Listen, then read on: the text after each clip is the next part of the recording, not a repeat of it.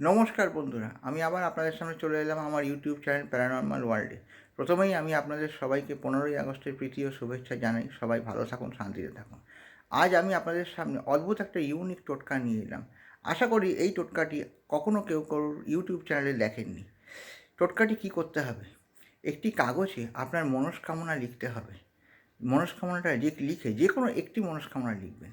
হ্যাঁ, তাতে একটু সিনামন পাউডার আর একটু হলুদ গুঁড়ো দেবেন। দিয়ে এবারে একটা মন্ত্র বলছি, সেই মন্ত্রটা যদি পারেন 1008 বার জপ করবেন। মন্ত্রটা কি? ওং হ্রিং নমঃ। এই মন্ত্রটা জপ করা হয়ে গেলে একবার করে বলবেন আর ওই কাগজটাতে একটু করে ফোঁ দেবেন। এরকম করে মোট 11টা ফোঁ দেবেন।